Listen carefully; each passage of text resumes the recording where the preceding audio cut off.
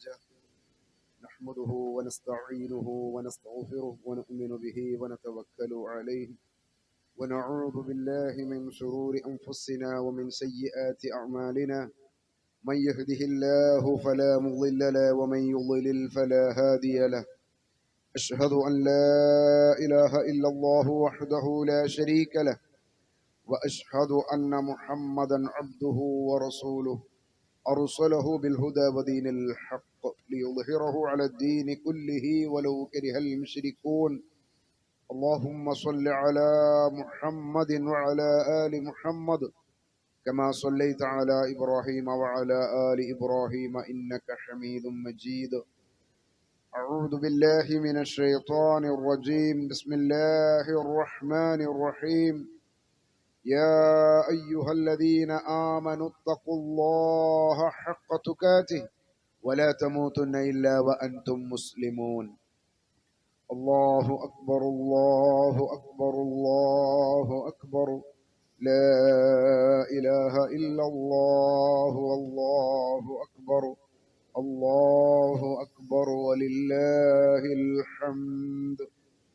ഏറ്റവും ബഹുമാനമുള്ള സഹോദരങ്ങളെ സഹോദരിമാരെ, അല്ലാഹുവിൻ്റെ വിധിവിലക്കുകളെ ജീവിതത്തിൻ്റെ നിഖില മേഖലകളിലും കാത്തുസൂക്ഷിച്ച് ജീവിക്കണമേ എന്ന് സ്വന്തത്തെ ഓർമ്മപ്പെടുത്തുന്നത് പോലെ നിങ്ങളെയും ഓർമ്മപ്പെടുത്തുകയാണ്, വസിയ്യത്ത് ചെയ്യുകയാണ്.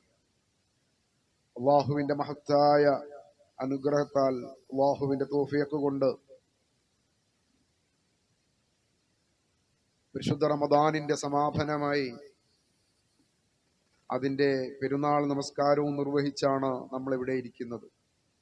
സഹോദരങ്ങളെ, ഈ സാഹചര്യത്തിൽ ലോകത്തിൻ്റെ വ്യത്യസ്ത ഭാഗങ്ങളിൽ നമ്മളെപ്പോലെ വിശ്വാസികളായ ഒരുപാട് സഹോദരങ്ങൾക്ക്, സഹോദരിമാർക്ക് ഇത്ര സമാധാനത്തോടുകൂടി റമദാനിൻ്റെ ദിനരാത്രങ്ങളിലോ അതിൻ്റെ പരിസമാപ്തിയിലോ അതിൻ്റെ പെരുന്നാൾ നമസ്കാരങ്ങളിലോ പോലും പങ്കെടുക്കാൻ കഴിയാതെ വളരെ പ്രയാസകരമായിട്ടുള്ള സാഹചര്യത്തിൽ ഓടിക്കൊണ്ടിരിക്കുകയാണ്.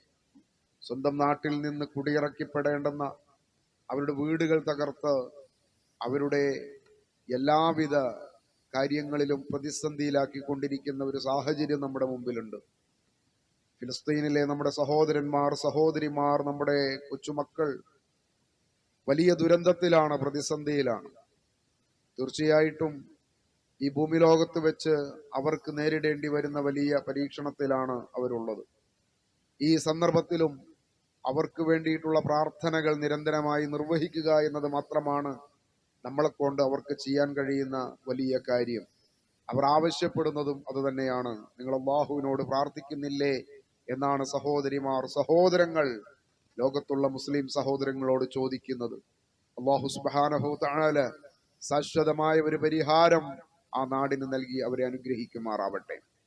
അവർക്കുണ്ടായിട്ടുള്ള പ്രയാസങ്ങളിൽ, പ്രതിസന്ധികളിൽ അല്ലാഹു സുബ്ഹാനഹു തആല അവർക്ക് അർഹമായ പ്രതിഫലം നൽകി ജന്നാത്തുൽ ഫിർദൗസ് ലഭിക്കുന്ന സൗഭാഗ്യവാന്മാരിൽ അവരെയും നമ്മെയും അല്ലാഹു ചേർക്കുമാറാവട്ടെ.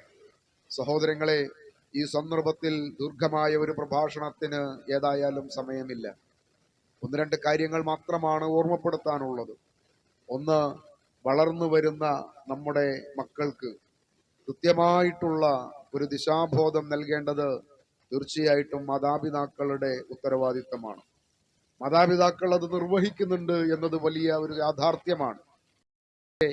വളർന്നു വരുന്ന മക്കളിൽ പലപ്പോഴും മാതാപിതാക്കളിൽ വലിയ മാറ്റങ്ങളാണ് വന്നുകൊണ്ടിരിക്കുന്നത്. എങ്ങനെയാണ് അവരുടെ ചെറുപ്പകാലത്ത് മാതാപിതാക്കൾ പോറ്റി വളർത്തിയത് എന്ന് മക്കളെ ഒന്ന് പറഞ്ഞു മനസ്സിലാക്കി വേണ്ടുന്ന സാഹചര്യത്തിലാണ് ഇപ്പോഴുള്ളത്. പലപ്പോഴും ഉമ്മമാര് പറയാറുള്ളത് 9 മാസം എന്നെ ഞാൻ ചുമന്നു നടന്നു എന്ന ഒരു ാണ്. അത്രയുള്ള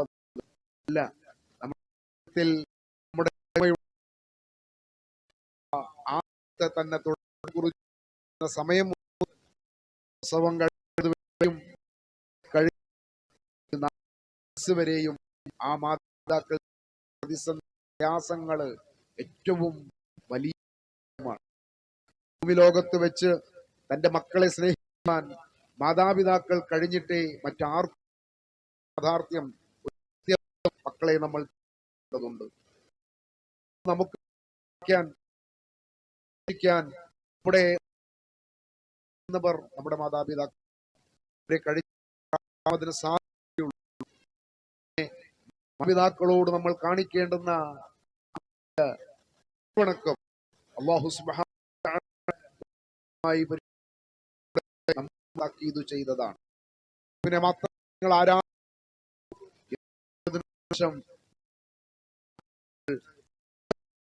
അല്ലാഹു സുബ്ഹാനഹു അവർക്ക് അവർക്ക്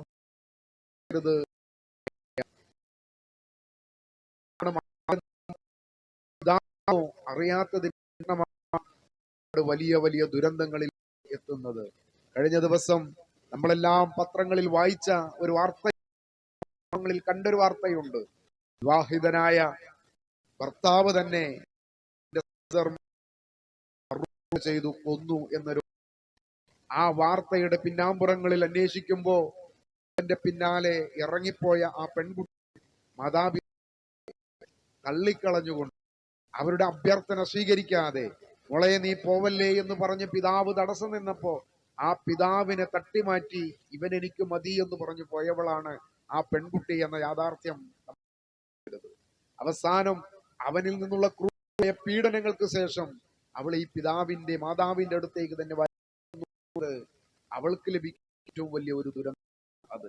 ആ മാതാപിതാക്കളെ നമ്മളോട് നന്മയുള്ളവർ, നമ്മളിൽ പ്രതീക്ഷയുള്ളവർ ഈ ദുനിയാവിൽ മറ്റാരുമില്ല എന്ന ആ ഒരു യാഥാർത്ഥ്യം നമ്മൾ തിരിച്ചറിഞ്ഞേ പറ്റൂ.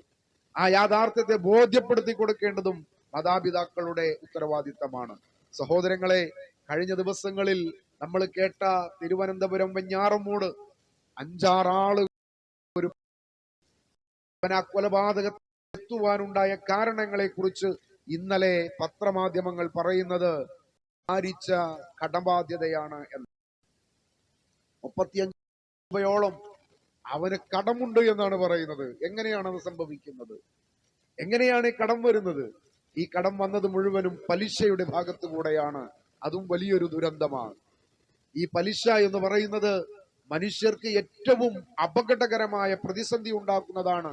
അതുകൊണ്ടാണ് പരിശുദ്ധ ഇസ്ലാം പലിശയിലേക്കുള്ള എല്ലാ മാർഗങ്ങളെയും തടഞ്ഞത്. അത് ഹറാമാണെന്ന് പറഞ്ഞത്. അതിന്റെ ഒരു ചെറിയ ഇടപാട് പോലും സ്വന്തം മാതാവിനെ വ്യഭിചരിക്കുന്നത് പോലെയാണ് എന്ന് അതിന്റെ ഗൗരവം മനസ്സിലാക്കുവാനാണ് അങ്ങനെ ഓർമ്മപ്പെടുത്തിയത്. സഹോദരങ്ങളെ, പലിശക്ക് പണമെടുത്ത് വീടുകൾ വെക്കുന്ന ആളുകൾ, വാഹനങ്ങൾ മേടിക്കുന്ന ആളുകൾ അവരൊരു കാര്യം മനസ്സിലാക്കണം. നമ്മൾ നമസ്കരിക്കുന്ന, നോമ്പെടുക്കുന്ന, സകാത്ത് കൊടുക്കുന്ന, നമ്മുടെ എല്ലാ നിയമങ്ങളിലും അല്ലാഹുവിനെ പാലിക്കുന്നവരാണെങ്കിൽ നമുക്കൊരു വീട് വെക്കാൻ പലിശയുടെ പണം ആവശ്യമില്ല. നമുക്കൊരു വാഹനം മേടിക്കാൻ പലിശയുടെ ആവശ്യമില്ല. ഒരു വാഹനം മേടിക്കുവാനുള്ള സാഹചര്യം ഉണ്ടാകുമ്പോൾ നിന്നാൽ മതി. ഒരു വീട് വെക്കാൻ പലിശയില്ലാതെ സാധിക്കുമെങ്കിൽ അതിന് നിന്നാൽ മതി. പലിശയുമായി ബന്ധപ്പെട്ടാണ് നമ്മുടെ വീടുകൾ വെക്കുന്നതെങ്കിൽ ആ വീട്ടിൽ നമുക്ക് സ്വസ്ഥമായ ഒരു സുഖമായ ഒരു സമാധാനത്തിന്റെ ഗേഹമാണ് എന്ന് പറയാൻ സാധിക്കുകയില്ല. വീടുകൾക്ക് അറബിയിൽ പറയുന്നത് സക്കാൻ എന്നാണ്. സമാധാനത്തിന്റെ, ശാന്തിയുടെ ഒരു ഭവനമായിരിക്കണം അത്. അവിടെ നിങ്ങൾക്ക് സമാധാനമാണ് നിങ്ങൾ ആഗ്രഹിക്കേണ്ടത്. പക്ഷെ ദിവസവും അതിനടക്കേണ്ടുന്ന പലിശയുടെ, അതിനടക്കേണ്ടുന്ന ബാങ്ക് ലോണിന്റെ ഈ കാര്യം ആലോചിച്ച് അവസാനം വലിയ വലിയ പ്രതിസന്ധികൾ ഉണ്ടാവുകയാണ്. കഴിഞ്ഞ ദിവസം ഞാൻ അറിയുന്ന ഒരു സഹോദരൻ ഈ പരിശുദ്ധ റമദാനിന്റെ ദിവസങ്ങളിലാണ് ആത്മഹത്യ ചെയ്തത്. വലിയൊരു കുടുംബമാണ്. ആ കുടുംബങ്ങളിൽ നിരന്തരം അവന്റെ ആവശ്യങ്ങൾക്ക് പണം കൊടുത്തവരാണ് കുടുംബക്കാർ. പക്ഷെ എന്നിട്ടും അവസാനം അവന്റെ കടം ഞാൻ ഏറ്റെടുത്തിട്ടുണ്ട് എന്ന് മൂത്ത സഹോദരൻ ആ മയ്യത്ത് മറവ് ചെയ്യുന്നതിന് മുമ്പ് പറഞ്ഞപ്പോൾ അന്വേഷിച്ചു നോക്കുമ്പോൾ 35 ലക്ഷം രൂപയാണ് ബാധ്യതയാക്കി വെച്ചിട്ടുള്ളത്. ബാങ്കിലാണ് ഈ പണം അധികവും അടക്കേണ്ടത്. ഈ തരത്തിലുള്ള ദുരന്തങ്ങള് അത് വലിയ ദുരന്തമാണ്. നമ്മുടെ ജീവന് തന്നെ ഭീഷണിയാണ്. നമ്മുടെ കുടുംബങ്ങൾക്ക് പ്രയാസമാണ്.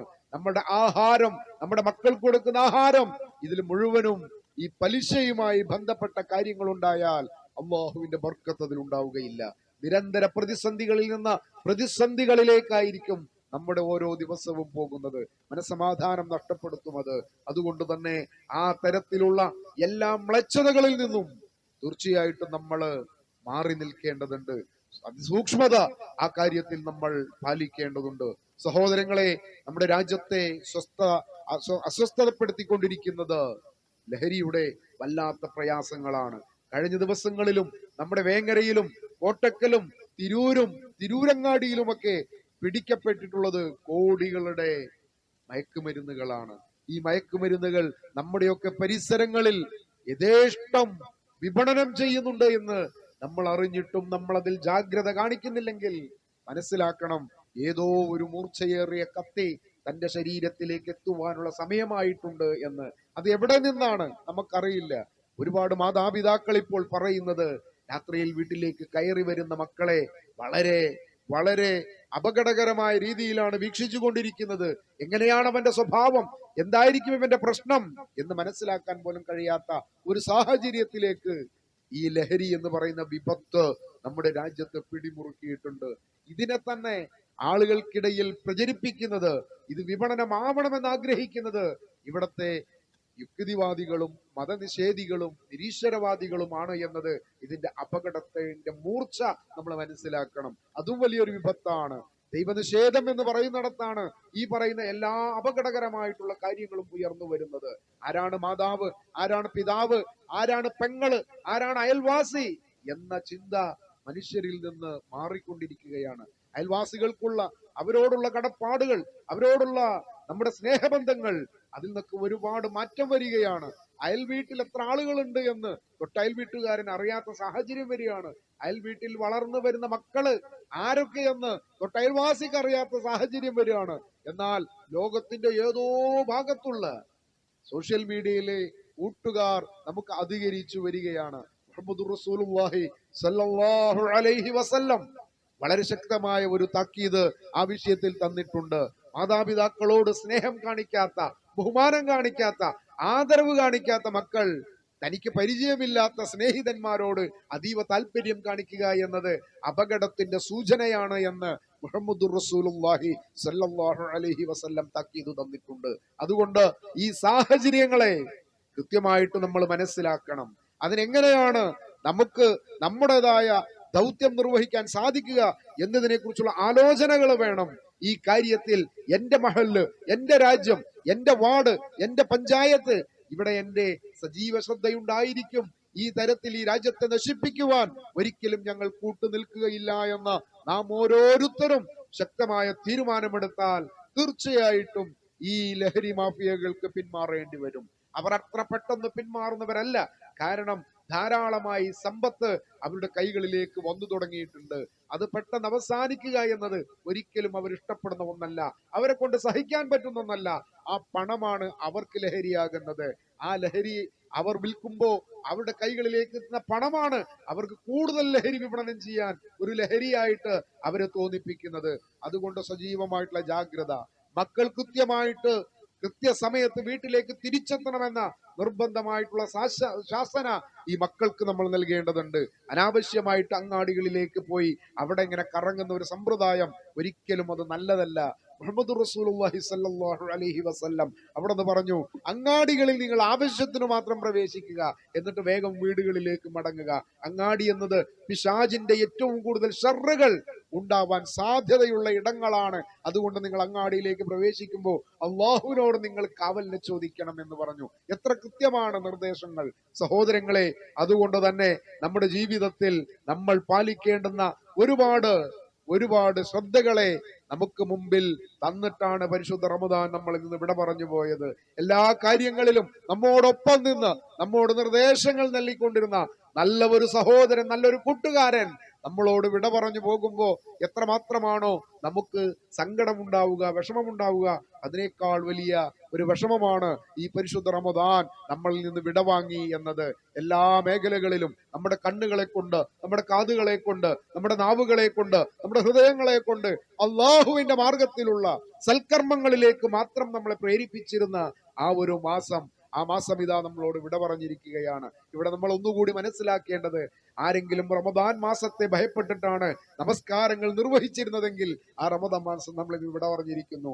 ആരെങ്കിലും അല്ലാഹുവിനെയാണ് ഭയപ്പെട്ട് നമ്മുടെ നമസ്കാരങ്ങളിലും നമ്മുടെ ദിക്റുകളിലും നമ്മുടെ ദുആകളിലും ശ്രദ്ധ പാലിച്ചിരുന്നെങ്കിൽ ആ അല്ലാഹു ഒരിക്കലും മരണപ്പെടുന്നവനല്ല, ഹയ്യുൻ ലാ യമൂത്ത്, നിത്യമായി ജീവനുള്ളവനും അവസാനമില്ലാത്തവനും സർവ്വതും കാണുന്നതും എല്ലാം നിയന്ത്രിക്കുന്നവനും അവനാണ്. അതുകൊണ്ട് അവനെ ഭയപ്പെട്ടാണ് നോമ്പെടുത്തതെങ്കിൽ, അവനെ ഭയപ്പെട്ടാണ് നമ്മുടെ നമസ്കാരങ്ങൾ നിർവഹിച്ചതെങ്കിൽ, ആ നമസ്കാരങ്ങളും ആ കാര്യത്തിലുള്ള ഇബാദത്തുകളും ഇനിയും നിലനിൽക്കുന്നുണ്ട്. അതിനുള്ള കേന്ദ്രങ്ങൾ, അതിന്റെ പള്ളികൾ ഇനിയും തുറന്നു പ്രവർത്തിക്കുന്നുണ്ട്. അതൊന്നും അടച്ചുപൂട്ടുന്നില്ല, അവിടുത്തെ നമസ്കാരങ്ങൾ മാറ്റിവെക്കുന്നില്ല. നിരന്തരമായി ജമാഅത്തുകൾ നടക്കുന്നുണ്ട്. ഈ റമദാനിനു ശേഷവും റമദാനിൽ നമ്മൾ കാണിച്ചിട്ടുള്ള ആ ഒരു സൂക്ഷ്മത, ആ ഒരു താല്പര്യം, അത് നമ്മുടെ ജീവിതത്തിന്റെ അവസാനം വരെ നിലനിൽക്കുവാൻ നമുക്ക് കാരണമാവേണ്ടതുണ്ട്. അതാണ് നമുക്ക് റമദാനിൽ നിന്ന് കിട്ടുന്ന ഏറ്റവും വലിയ ഗുണപാഠങ്ങൾ. ആയതുകൊണ്ട് നമ്മുടെ ജീവിതത്തിൽ കാണിച്ചിട്ടുള്ള സൂക്ഷ്മത, നമ്മൾ കാണിച്ചിട്ടുള്ള തഖ്വ, ആ തഖ്വ നമുക്ക് നഷ്ടപ്പെടരുത്. സഹോദരങ്ങളെ, സ്വർഗത്തിന്റെ കവാടങ്ങൾ നമുക്ക് മേൽ തുറന്നിരിക്കുകയാണ്. ഇനി നമ്മളായിട്ട് അത് കൊട്ടിയടക്കപ്പെടരുത്. നരകത്തിന്റെ കവാടങ്ങൾ നമുക്ക് മേൽ അടക്കപ്പെട്ടിരിക്കുകയാണ്. നമ്മൾ ഈ റമദാനിൽ എടുത്തിട്ടുള്ള ഈ പരിശുദ്ധമായ ഒരു ജീവിത ശൈലി, അതാണ് നമ്മൾ ഉടനീളം കാത്തു സൂക്ഷിക്കുന്നതെങ്കിൽ ആ സ്വർഗീയ കവാടങ്ങൾ നമുക്കെപ്പോഴും തുറന്നുകൊണ്ടേയിരിക്കും. ആ നരകത്തിന്റെ കവാടങ്ങൾ നമുക്ക് മേൽ അടച്ചപ്പെട്ടതായിരിക്കും. അതുകൊണ്ട് അതിൽ നിന്ന് ഏതു തരത്തിലാണോ നമ്മുടെ ജീവിതത്തെ നമ്മൾ മുന്നോട്ട് നയിക്കുന്നത്, അതിനനുസരിച്ചായിരിക്കും നമ്മുടെ ജീവിതം മുന്നോട്ട് പോവുക, അള്ളാഹുവിന്റെ പക്കൽ സ്വീകരിക്കപ്പെടുക. സഹോദരങ്ങളെ, നമ്മൾ ഈ നിർവഹിച്ച നോമ്പുകളോ, നമ്മളെടുത്ത നമസ്കാരങ്ങളോ, നമ്മളെടുത്ത ദിക്റുകളോ, ഇതൊന്നും നമുക്ക് പോരായിരുന്നു എന്ന് തോന്നുന്ന ഒരു സമയം നമുക്ക് വരാനുണ്ട്. അത് സത്യമാണ്, അത് തീർച്ചയാണ്. നമ്മൾ നമ്മുടെ ഖബറിടങ്ങളിലേക്ക് എത്തിക്കഴിഞ്ഞാൽ അവിടെ വെച്ചാണ് നമുക്ക് അതിന്റെ ബോധ്യം വരിക. മതിയായിട്ടില്ലായിരുന്നു, പോരായ്മയുണ്ടായിട്ടുണ്ട്, ഒരുപാട് സാഹചര്യങ്ങൾ ഉണ്ടായിരുന്നു, ഉപയോഗപ്പെടുത്തായിരുന്നു എന്നാലോചിക്കുമ്പോ പിന്നീട് അതിന് അവസരമില്ല എന്നതാണ് വലിയ യാഥാർത്ഥ്യം. അതുകൊണ്ട് ആ ഖബറിലേക്ക് നമ്മുടെ ജീവിതം അവസാനിച്ച് പരലോകത്തേക്കുള്ള കവാടമായ ഖബറിലേക്ക് നമ്മൾ പ്രവേശിക്കുമ്പോ മതിയായിരുന്നില്ലല്ലോ, ഇനിയും കുറച്ചും കൂടി ആവാമായിരുന്നല്ലോ എന്ന ഒരു വിഷമത്തിന്റെ, വിലാപത്തിന്റെ, സങ്കടത്തിന്റെ ഒരു വർത്തമാനത്തിന് ഒരു സാധ്യതയുമില്ലെങ്കിലും അങ്ങനെ വിലപിച്ചു പോകും എന്നത് യാഥാർത്ഥ്യമാണ്.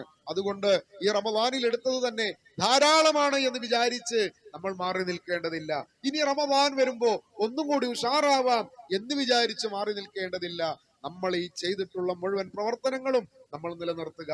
നമ്മൾ രാത്രിയിലെ നമസ്കാരങ്ങൾ നിർവഹിച്ചവരാണ്. നമുക്ക് ആ രാത്രിയിലെ നമസ്കാരം അത് നിർവഹിക്കുവാനുള്ള സമയത്തെ നമ്മൾ തന്നെ കൃത്യമായിട്ട് തീരുമാനിക്കണം. ഫജ്റിന്റെ കുറച്ചു മുമ്പ് എഴുന്നേറ്റ് തഹജ്ജുദായിട്ട് അത് നിർവഹിക്കുകയാണെങ്കിൽ ആരോഗ്യപരമായിട്ടും മാനസികപരമായിട്ടും വളരെയധികം നന്മയേറിയ ഒരു ആരാധനയാണ് അത് എന്ന് എല്ലാ നിലയിലും നമുക്ക് ബോധ്യപ്പെട്ടിട്ടുണ്ട്. വൈദ്യശാസ്ത്രം പോലും പറയുന്നത് ആ സമയത്തുള്ള നമസ്കാരമാണ് ലോകത്തിലെ ഏറ്റവും ശ്രേഷ്ഠമായ യോഗ എന്നാണ്. ആ കാര്യത്തിൽ അതിൻ്റെതായ ആളുകൾ പോലും പറയുന്നത്. ആ നമസ്കാരത്തിലൂടെ കിട്ടുന്ന അത്ര ശാരീരിക സൗഖ്യം മറ്റൊരു യോഗമുറകളിലും ലഭിക്കുകയില്ല എന്നത് വൈദ്യശാസ്ത്രം, ആ യോഗയുടെ ആളുകൾ പോലും തുറന്നു പറയുമ്പോ അങ്ങനെ ഒരു നമസ്കാരത്തിന്റെ രൂപം നമ്മളെ പഠിപ്പിച്ചു തന്നത് നമ്മെ സൃഷ്ടിച്ച സ്രഷ്ടാവാണ് എന്ന യാഥാർത്ഥ്യം നമ്മൾക്ക് ബോധ്യമുണ്ടാവണം. ആയതുകൊണ്ട് ഒരു കാര്യം കൂടി ഓർമ്മപ്പെടുത്തുകയാണ്, നമ്മുടെ ജീവിതത്തിൽ നമ്മൾ പാലിച്ചു വന്ന ചിട്ടകൾ അത് അവസാനിപ്പിക്കരുത്. ഇനിയും നമുക്ക് തിങ്കളാഴ്ചയും വ്യാഴാഴ്ചയും 13, 14, 15 ഒക്കെ നോമ്പുകൾ നിർവഹിക്കാം. ശവ്വാലിൽ നിന്നുള്ള 6 നോമ്പിനെ നമുക്ക് സ്വീകരിക്കാം. സിത്തമിൻ ശവ്വാൽ, അത് നിരന്തരമായി ഒരേപോലെ നോൽക്കണമെങ്കിൽ അങ്ങനെ സ്വീകരിക്കാം. അല്ല, ആ മാസത്തിൽ 6 നോമ്പുകൾ എടുക്കുകയാണെങ്കിൽ അത് അങ്ങനെ സ്വീകരിക്കാം. ഏതായാലും സുന്നത്തായ നോമ്പുകളെ നമ്മുടെ ജീവിതത്തിൽ ഇനി മാറാതെ ഒരു പരിശീലനമായി നമ്മൾ സ്വീകരിക്കുകയാണെങ്കിൽ വർദ്ധിച്ചു വരുന്ന ഒരുപാട് ആരോഗ്യകരമായിട്ടുള്ള പ്രശ്നങ്ങൾക്ക് കൂടി അത് പരിഹാരമാണ് എന്ന് നമ്മൾ ഓർക്കുക. നമ്മളുടെ ഖബർ ജീവിതത്തിൽ അതൊക്കെ നമുക്ക് ഏറ്റവും നല്ല അനുഗുണമായിട്ടുള്ള, ആശ്വസിക്കാൻ പറ്റുന്ന, സന്തോഷിക്കാൻ പറ്റുന്ന ആരാധനകളാവണം എന്ന നിയത്തോടു കൂടിയാണ് നമ്മൾ ചെയ്യേണ്ടത്. ആരോഗ്യത്തിന് സംരക്ഷണം ലഭിക്കുവാനുള്ള നിയത്തോടു കൂടി അല്ല. ആരോഗ്യം അതിൽ നമുക്ക് കിട്ടുന്ന ബോണസ് മാത്രമാണ്. അള്ളാഹുവിന്റെ പക്കൽ നിന്നുള്ള പ്രതീക്ഷയാണ്, പ്രതിഫലമാണ്, സ്വർഗമാണ് നമ്മുടെ ലക്ഷ്യം. ആ സ്വർഗത്തിലേക്ക് എത്തിച്ചേരുവാനുള്ള മുഴുവൻ മാർഗങ്ങളും നമ്മൾ സ്വീകരിക്കുക. അല്ലാഹു സുബ്ഹാനഹു തആല നമ്മൾ എടുത്തിട്ടുള്ള എല്ലാ ആരാധനകളും, നമ്മുടെ നോമ്പുകളും, നമ്മുടെ നമസ്കാരങ്ങളും, നമ്മുടെ ദിക്റുകളും, നമ്മുടെ ദാനധർമ്മങ്ങളും എല്ലാം നാളെ മഹ്ശറ വൻസഭയിൽ ആ ജനകോടികൾ ഒരുമിച്ച് നിൽക്കുന്ന അള്ളാഹുവിന്റെ വൻസഭയിൽ നമ്മൾ നിൽക്കുന്ന സമയത്ത് സന്തോഷകരമായി നമ്മുടെ കർമ്മ പുസ്തകങ്ങൾ നമ്മുടെ കൈകളിലേക്ക് തരുമ്പോ, ഞാൻ ഇങ്ങനെ ഒരു ദിവസത്തെ പ്രതീക്ഷിച്ചിരുന്നു, ഇങ്ങനെ ഒരു നിൽപ്പിനെ ഞാൻ പ്രതീക്ഷിച്ചിരുന്നു, അതുകൊണ്ട് അതനുസരിച്ചാണ് ഞാൻ ജീവിച്ചത്, അതുകൊണ്ട് എന്റെ റബ്ബ് എന്നെ രക്ഷപ്പെടുത്തിയിട്ടുണ്ട് എന്ന് ആഹ്ലാദം കൊണ്ട് തുള്ളിച്ചാടി പറയുന്നവരുടെ കൂട്ടത്തിൽ നമ്മൾ ചേരണമെങ്കിൽ ആ ഒരു ശ്രദ്ധ നമ്മളിൽ നിന്ന് ഒരിക്കലും നഷ്ടപ്പെട്ടു പോകരുത്. സഹോദരങ്ങളെ, മരണം എന്നത് യാഥാർത്ഥ്യമാണ്, സംശയമില്ലാത്ത കാര്യമാണ്. അതിന് വയസ്സിന്റെ പ്രശ്നമില്ല, ആരോഗ്യത്തിന്റെ പ്രശ്നമില്ല, കിടപ്പ് രോഗിയാവണമെന്നില്ല. നല്ല ആരോഗ്യമുള്ള എത്ര യുവാക്കളാണ് നമ്മളിൽ നിന്ന് വിട പറഞ്ഞു പോയത് ഈ റമളാനിന്റെ മാസത്തിൽ പോലും. അതുകൊണ്ട് എപ്പോഴാണോ വിട പറയുന്നത്, എപ്പോഴായാലും നമ്മൾ മടങ്ങുന്നത് സന്തോഷത്തോടു കൂടി ആയിരിക്കണം. ഈ സന്തോഷം നമുക്ക് നമ്മുടെ മടക്കത്തിൽ ഉണ്ടാവണം. യാ അയ്യതുഹൻ നഫ്സുൽ മുത്മഇന്ന ഇർജിഇ ഇലാ റബ്ബികി റാദിയതൻ മർദിയ വദ്ഖുലി ഫി ഇബാദി വദ്ഖുലി ജന്നതി എന്ന സന്തോഷകരമായ ആ ഒരു സ്വീകരണം, ആ ഒരു സ്വാഗതം മലക്കുകളിൽ നിന്ന് കേൾക്കേണ്ടി വരിക എന്നത് ഈ ഭൂമി ലോകത്ത് വെച്ച് ലഭിക്കുന്ന വലിയ ശ്രേഷ്ഠമായിട്ടുള്ള ഒരു ഫദ്ലാണ്. ആ ഫദ്ലിനു വേണ്ടി അള്ളാഹുവിനോട് ദുആ ചെയ്യണം. സഹോദരങ്ങളെ, അവസാനിപ്പിക്കുമ്പോൾ പറയാനുള്ളത്, ശിർക്ക് എന്ന് പറയുന്ന ആ കൊടും പാപം നമ്മളോടൊപ്പം നമ്മുടെ കൂടെ ജീവിക്കുന്ന വലിയൊരു സമൂഹത്തെ പിടിമുറുക്കിയിരിക്കുകയാണ്. പലതരത്തിൽ പല ശക്തികളെ, പല വ്യക്തികളെ, പലതരത്തിൽ അവരിലേക്ക് ആരാധനകൾ പോകുന്ന, പ്രതീക്ഷകൾ പോകുന്ന ഒരുപാട് കേന്ദ്രങ്ങൾ നമ്മുടെ നാട്ടിൽ പെരുകിക്കൊണ്ടിരിക്കുകയാണ്. മനുഷ്യരെ എങ്ങനെ ചൂഷണം ചെയ്താലും ഇവിടുത്തെ നിയമവ്യവസ്ഥ അങ്ങോട്ട് തിരിഞ്ഞു നോക്കുകയില്ല. അവരുടെ പ്രോത്സാഹനം, അവിടെ വരുന്ന ജനങ്ങളിൽ നിന്ന് കിട്ടുന്ന വോട്ടുകൾ മാത്രമാണ് ഇവിടത്തെ ഈ രാജ്യത്തിന്റെ നിയമവ്യവസ്ഥയെ ബാധിക്കുന്നത്. ഏത് പാർട്ടികൾ വന്നാലും, ആരധികാരത്തിൽ വന്നാലും, വോട്ട് സ്വാധീനമുള്ള ഒരുപാട് ആളുകളുടെ പിൻബലമുണ്ടെങ്കിൽ അവർക്ക് ഏതു തരത്തിലുള്ള ചൂഷണവും ഇവിടെ ചെയ്യാനുള്ള പെർമിറ്റ് ഉണ്ട് എന്നത് നമ്മുടെ കണ്ണുകൾ കൊണ്ട് നമ്മൾ കണ്ടുകൊണ്ടിരിക്കുകയാണ്. പക്ഷേ പടച്ചതമ്പുരാന്റെ കോടതിയിൽ ഈ വോട്ടിന് യാതൊരു സ്വാധീനവുമില്ല, ഈ ജനപിന്തുണക്കൊരു സ്വാധീനവുമില്ല. നഫ്സി നഫ്സി, ഓരോ മനുഷ്യനും അവന്റെ സ്വന്തം നഫ്സായിട്ടാണ്, സ്വന്തം ശരീരമായിട്ടാണ് നമ്മുടെ പ്രവർത്തനങ്ങളുമായിട്ട് അല്ലാഹുവിന്റെ കോടതിയിൽ ചെന്നെത്തുന്നത്. ആ കോടതിയിൽ നിൽക്കുന്ന സമയത്ത് എന്തായിരിക്കും എന്റെ അവസ്ഥ എന്ന ചിന്തയാണ് നമ്മുടെ ജീവിതത്തെ ശരിപ്പെടുത്തേണ്ടത്, നമ്മുടെ ജീവിതത്തെ അതിന്റെ യഥാർത്ഥ മുസ്തഖീമിലേക്ക് വഴിതിരിച്ചു വിടേണ്ടത്. അതുകൊണ്ട് തന്നെ അല്ലാഹു അല്ലാതെ ഒരു ആരാധനയില്ല, അല്ലാഹുവിൽ നിന്നല്ലാത്തൊരു പ്രതീക്ഷ നമുക്കില്ല. ഈ ഒരു യാഥാർത്ഥ്യം, ഈ ഒരു തൗഹീദിന്റെ സത്യമായ അതിന്റെ പ്രചരണത്തിന്, അതിന്റെ ആളുകളിലേക്ക് എത്തിക്കുന്നതിന് നമ്മളെല്ലാവരും നമ്മളെ കൊണ്ട് കഴിയുന്ന മുഴുവൻ സഹായ സഹകരണങ്ങളും നൽകേണ്ടതുണ്ട്. അല്ലാഹു സുബ്ഹാനഹു തആല അതിനുള്ള ആഫിയത്തും അതിനുള്ള സമയവും അതിനുള്ള അനുഗ്രഹവും തൗഫീഖും അല്ലാഹു നൽകി നമ്മളെ എല്ലാവരെയും അനുഗ്രഹിക്കുമാറാവട്ടെ. അല്ലാഹുവേ, ഞങ്ങളുടെ നോമ്പ്, ഞങ്ങളുടെ പ്രവർത്തനങ്ങൾ അല്ലാഹുവേ നീ അത് സ്വീകരിക്കണമേ തമ്പുരാനെ.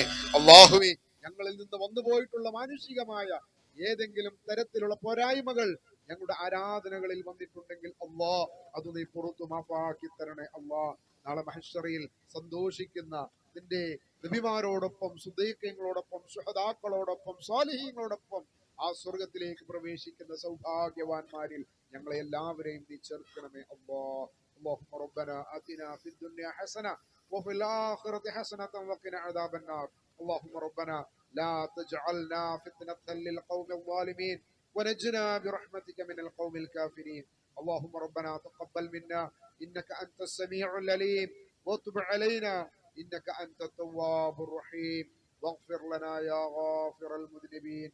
آمين برحمتك يا أرحم الراحمين.